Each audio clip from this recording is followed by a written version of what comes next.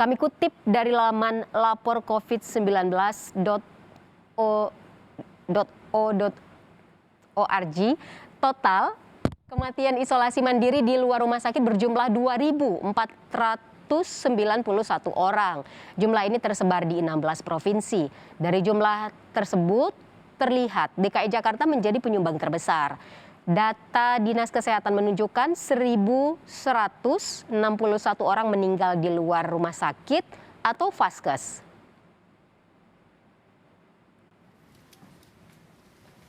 Menanggapi temuan itu, Wakil Gubernur DKI Jakarta menyebut akan segera memeriksa kebenaran data terkait jumlah warga DKI Jakarta meninggal dunia saat menjalankan isolasi mandiri.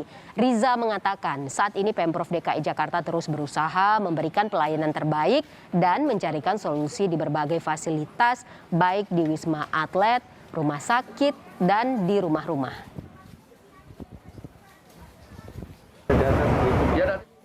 Kebenarannya saya sendiri belum tahu data itu, nanti kita cek kembali ya, mudah-mudahan tidak sebentar ya.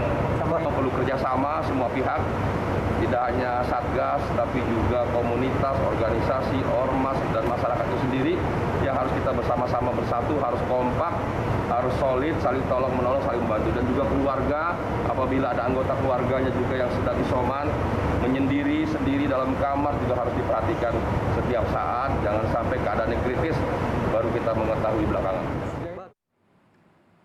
Saudara, apa saja yang harus dilakukan pasien selama menjalani isolasi mandiri? Kita simak laporan jurnalis Kompas TV Glenis Oktavia yang memantau dari rumah. Selamat sore, Glenis.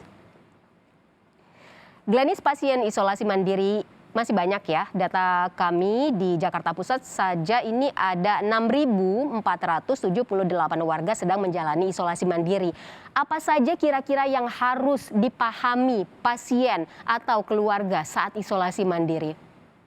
Ya, untuk mengetahui apa saja yang harus diperhatikan dan dipahami oleh pasien COVID-19 yang menjalani isolasi mandiri dan juga keluarga pasien, kita simak pernyataan dari Reisha Brotsoasmoro yang merupakan juru bicara pemerintah untuk COVID-19. Pertama, segera laporkan hasil pemeriksaan ke Ketua RT atau Ketua RW atau ke Satgas setempat. Mereka akan membantu untuk melaporkan ke puskesmas atau vaskes terdekat. Ada baiknya pada tahap ini, setelah hasil tes didapat, segera lakukan kontak dengan dokter dari pelayanan jasa kesehatan daring atau telemedis yang akan memandu dan memberi saran selama masa isoman. Ingat, untuk menjalankan isolasi mandiri, pastikan langkah ini terlebih dahulu. Karena yang memutuskan seseorang boleh menjalankan isolasi mandiri atau harus dirawat di rumah sakit adalah nakes yang memeriksa, baik secara langsung maupun melalui hasil konsultasi dengan jasa telemedis. Ibu dan juga saudara, perlu diketahui tidak semua pasien COVID-19 ini boleh menjalani isolasi mandiri di rumah. Hanya pasien COVID-19 dengan gejala ringan dan juga orang tanpa gejala atau OTG. Hanya ada dua kategori, yaitu OTG dan juga gejala ringan. Seperti kita simak tadi, ada beberapa hal yang perlu dipersiapkan dan juga dilakukan. Selain melaporkan diri kepada Satgas COVID-19, dari pasien COVID-19 ini juga diharapkan bisa menyiapkan ruang isolasi mandiri terpisah dengan anggota keluarga, di mana ruang isolasi ini diharapkan memiliki ventilasi dan juga sirkulasi udara yang baik. Selain itu juga pasien COVID-19 yang menjalani isolasi mandiri di rumah, ini diharapkan juga bisa menyiapkan oximeter untuk mengukur kadar oksigen atau saturasi di dalam tubuh dan termometer untuk mengukur suhu tubuh.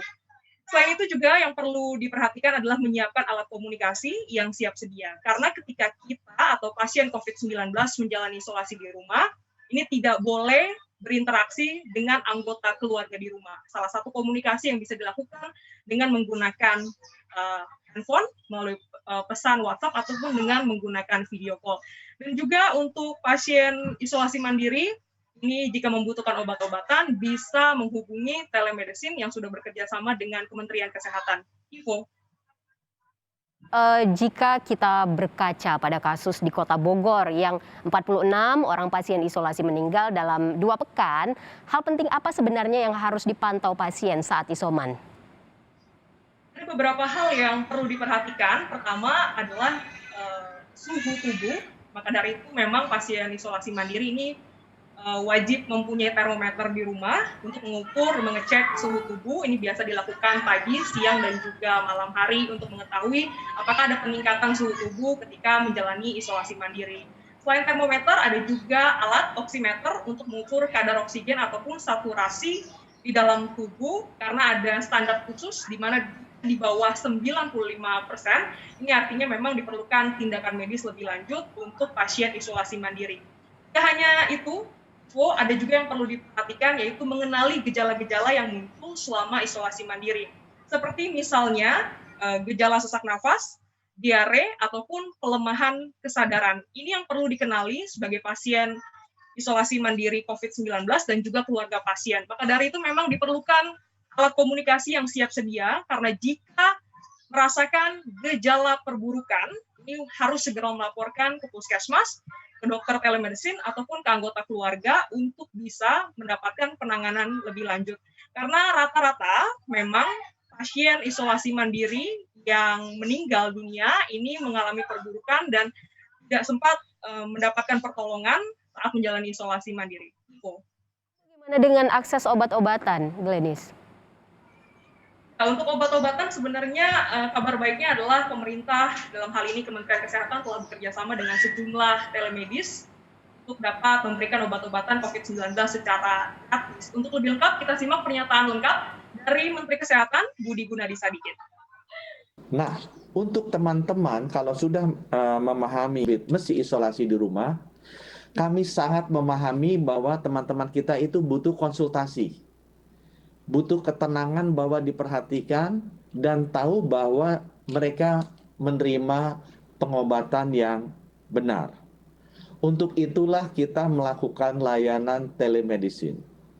Karena kalau sekarang harus datang ke rumah sakit konsultasi dengan dokter akan susah. Karena akan menambah risiko, maka kita bekerja sama dengan 11 platform telemedicine untuk memberikan jasa konsultasi dokter dan juga jasa pengiriman obat secara gratis. Setidaknya ada 11 telemedicine yang sudah bekerja sama dengan Kementerian Kesehatan untuk warga Jabodetabek, sehingga tidak perlu lagi ke rumah sakit untuk mengambil obat.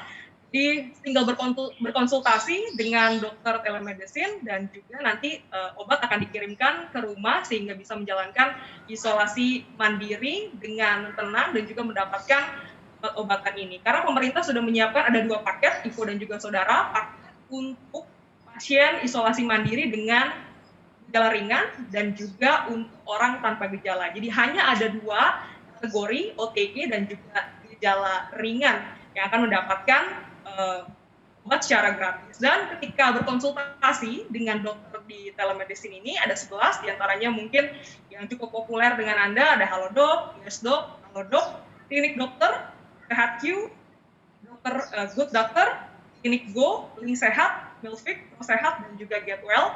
Ini Anda ataupun pasien COVID-19 ini wajib menyertakan atau menginformasikan bahwa sedang menjalani isolasi mandiri. Nantinya obatnya ini akan ditanggung oleh Kementerian Kesehatan untuk bisa memberikan pengobatan bagi pasien yang menjalani isolasi mandiri di rumah.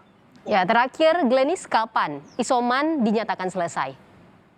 Nah, ini juga menjadi pertanyaan, kapan sebenarnya isolasi mandiri ini bisa dikatakan selesai. Menurut Kementerian Kesehatan dibutuhkan minimal 10 hari menjalani isolasi mandiri untuk pasien OTG, di mana 3 hari tanpa gejala. Dan untuk pasien dengan gejala ringan ini dipastikan 10 hari ditambah 3 hari tanpa gejala juga.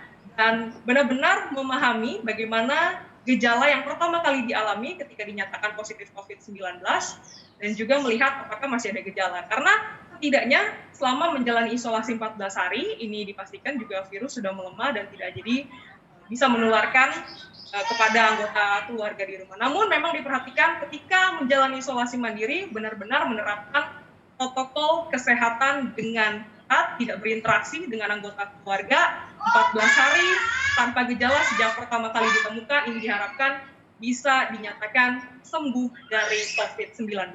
Ivo. Baik, terima kasih Glenis Oktania atas informasinya.